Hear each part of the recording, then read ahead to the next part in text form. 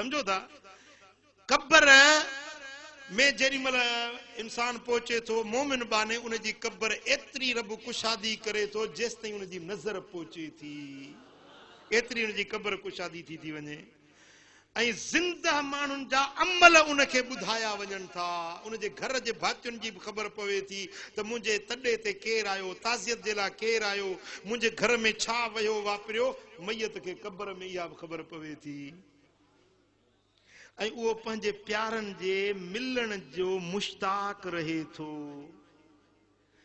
ऐं बरज़ख में जेकी मैयत अगे में मरी विया न उन्हनि जा रूह हिक ॿिए में मिलन था कचहरियूं कनि था ताड़ा बि मिलाइनि था हिकिड़े मुकाम में 8-10 मैयत पूरिया पिया आहिनि न उहे पाण में हिक ॿिए में मिलन था इहा ॻाल्हि हाफ़िज़ इब्न क़य्यिम जेको इब्न क़य्यिम शागिर्द आहे इब्न तैमिया जो इब्न तैमिया सभिनी वहाबियुनि जी नानी आहे सभिनी जी नानी इब्न तैमिया आहे उन इब्न तैमिया जो शागिर्द उन जो नालो आहे इब्न क़य्यिम उन जो किताब आहे किताब रूह मूं वटि किताब मुंहिंजे कुतुबखाने में मौजूद आहे उन में लिखे थो त मैयतन जा रूह हिक ॿिए में मिलन था कचहरियूं कनि था हिक ॿिए सां हाल अहवाल वठनि था हिक ॿिए सां रस रिहाणियूं कनि था हिक ॿिए जूं दावतूं कनि था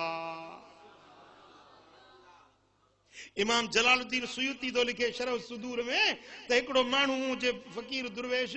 उन जी ज़ाल मरी वई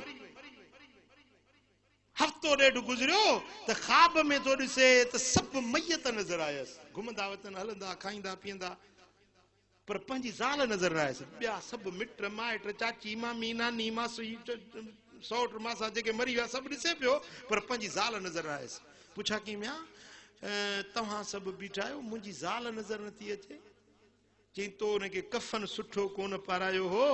कफन उनखे सादड़ो ऐं किनो पाराई सो उहा वीचारी लज्जी थी थिए कीअं निकिरे कीअं जेॾियुनि सरतियुनि में ॿाहिरि कीअं निकिरे जो कफन तो उनखे सुठो न पारायो चई पोइ भला हाणे कीअं कजे चई त हाणे को वेझो माइट मिट मरी वञे न पोइ उन जे कफन में कफन नओं रख ऐं उन मैयत खे कन में चओ त उहो उनखे पहुचाए छॾींदो ईअं थींदो इमाम जलालुद्दीन सुयूती लिखियो अथव इहो वाक़ियो शरह सुदूर जे अंदरि जी हा उनखे मिलंदो पोइ साईं 2-4 ॾींहं गुज़रिया त का माइटियाणी गुज़ारे वियसि हिन सुठो कफन वरितो उनखे धोतई धोई वरी उनखे मुश्क ज़ैफ़रान ऐं ख़ुशबू लॻायई ऐं जेॾी महिल उनखे पंहिंजो गुस्ल कफन ॾेई हाणे दफ़नाइनि पिया न त उहो कफन उनजे सेरांदी खां रखे ऐं उन माई खे उन मैयत खे कन में चई ओ मासी बानखो हे कफन अथई खयूं वञजाए मूं वारी ज़ाल जेका आहे न भाग भरी हे उनखे वञी ॾिजाए ऐं मुंहिंजे तरफ़ो माज़रत कजांइसि त मूं सुठो कफन तोखे न ॾिनो हो सो तंहिंजे करे तूं शर्मसार पई थी हाणे हे सुठो कफन मोकिलियाई पोइ बानखो खे न्यापो ॾिनई नालो मां पंहिंजे तरफ़ो थो वठां इमाम सुयूती जो नालो न लिखियो आहे तव्हांखे सम्झाइण जे लाइ सम्झो था पोइ सुयूती लिखे थो त जेॾी महिल 2 ॾींहं गुज़रिया त उहा घर वारी नज़र आयसि ख्वाब जे अंदरि ऐं चई त तुंहिंजी महिरबानी जो तो मूं ॾे कफन मोकिलियो हे मां पायूं थी वठां ॾिठई त वाकई उहो कफन उहे ई अतर जा निशान लॻा पिया हुजनिसि तुंहिंजी महिरबानी तो मूंखे कफन मोकिलियो आहे हाणे उहो मूंखे पहुतो मूं पातो उहो बानखो खणी आई मूं ॾे हाणे हे पंहिंजो जेको पुराणो कफन हो न इहो पंहिंजो वठ इहो पंहिंजो वापसि वठ मूंखे नओं कफन मिली वियो जेॾी महिल उहो माण्हू निंड मां उथियो त बराबरि उहो पुराणो कफन हुनजे हथ में हो सुजागी जे अंदरि कफन पुराणो ॾिनो मैयत जेका मरी वई ख्वाब में